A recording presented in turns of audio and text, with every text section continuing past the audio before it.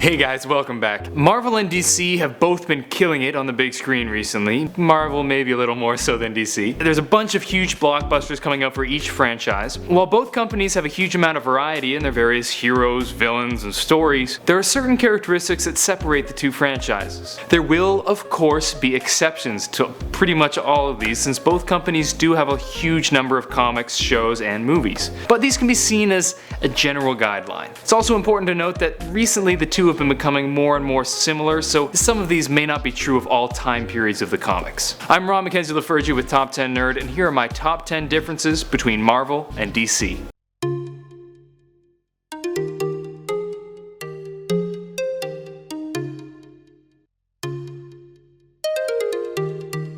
Number 10. The use of alternate realities. While both universes tend to use alternate realities, particularly when having multiple Earths, DC's alternate realities are generally used as part of plots from the main reality, all tied together in a story. Marvel, on the other hand, is more willing to allow these alternate realities to have stories of their own, like in Age of Apocalypse. I think both of these systems have their merit, and it isn't the most important distinction between the two companies, but it is worth noting. Number 9. While both franchises deal with space, aliens, and distant planets, they take different approaches when deciding where they want to set the story. When DC does space stories, they generally like to bring all the action back to Earth, with the heroes defending our planet. Marvel, on the other hand, is less concerned with keeping Earth bound, often fighting in other places. Again, I can't repeat this enough, these are generalities, so there are absolutely exceptions. Personally, I prefer going to other planets because it's exciting to see new worlds and creatures, but I totally understand the urge to stay on Earth. The stakes just seem higher when it's my planet that's under attack.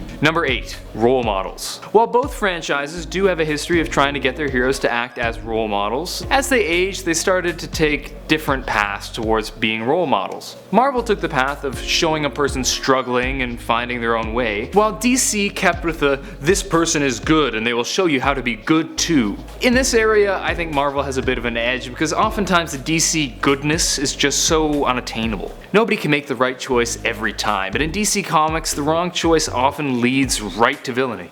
Although you do get some cool redemption stories, which wins DC some points. Number 7. The focus on humanity or focus on heroism. Now this might step on another point, but I feel it's important to expand upon. In Marvel, the focus is largely on how one's superpowers affect one as a person. The heroes are flawed and make mistakes. In DC, the focus is generally on the hero, with significantly less thought to the person behind the mask, or glasses. The DC heroes are generally pretty darn perfect, doing the right thing the vast majority of the time. A great example of this is comparing Batman to Iron Man, who is arguably Marvel's Batman. While they both have similar stories as rich geniuses whose parents died, Tony Stark went through a heck of a rough time dealing with drug addiction and becoming a playboy, while Batman simply trained and became an awesome superhero, only pretending to do all those human-like things that Tony often does.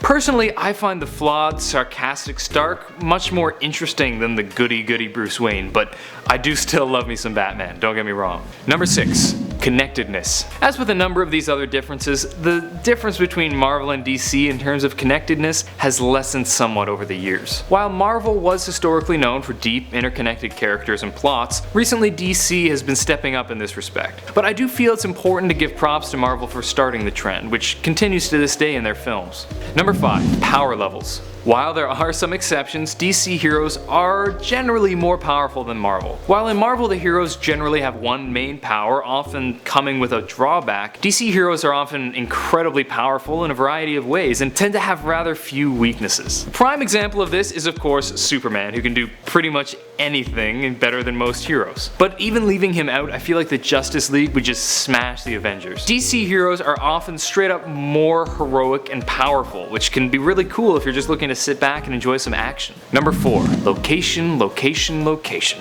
Now while both franchises generally take place on some version of Earth, they take different approaches as to where they take place on Earth. Specifically, Marvel tends to have the stories take place in real places that we know, like New York and Washington, while DC tends to use fictional places like Metropolis and Gotham. This is kinda just a personal preference thing, it doesn't really affect my enjoyment of the franchises one way or another. One perk of the DC approach is that you can create your own histories for the locations, but honestly Marvel kinda just makes up histories of the cities we know anyway, so they're pretty free to create either way. Number 3. Flawed yet strong or powerful yet unrelatable? This is a question that both Marvel and DC faced when creating their comics, and the two generally took different approaches. For Marvel, the characters tend to be humans first, taking on the heroic mantle when the situation calls for it. These are flawed beings who live human lives and make mistakes outside of being a hero. DC, on the other hand, tends to focus more on the superhero aspect of the characters, where there are a lot of heroes who pretty much just hang out in costumes and fight crime all the time. Personally, this is one thing that gives Marvel an edge for me, because as fun as superhero comics are, and as much as I love seeing a cool fight, it's always nice to be able to relate to the characters, and seeing them struggle as a person is really interesting. Number 2. A significant reason that the DC characters have less of a human element is that DC in general has more legendary and mythological feel to it. I find that DC characters, both good and bad, often feel more epic than Marvel. Even some of the DC characters that are considered weaker have pretty insane powers with rather few weaknesses, while the strongest of Marvel's heroes still have significant weaknesses. Number 1. The way power manifests itself and is seen by others. I already talked about how DC heroes are generally more powerful, but there's a significant difference in the way the abilities interact with the heroes when comparing the two companies. In DC, the powers are often solely beneficial. Flash is super fast, Green Lantern can fly and create all that stuff. Superman is just ridiculously overpowered. On the Marvel side, however, these powers often come with drawbacks, as I've said. These drawbacks can come in the form of physical mutations, like in the case of the Hulk or the Thing, where their appearance gets all messed up because of their powers. They can come in the form of alienation from others, like the X-Men, plus a lot of them have the physical thing too. As sometimes the power comes about because of bad things, like how Daredevil gained his super senses from the same accident that took his sight.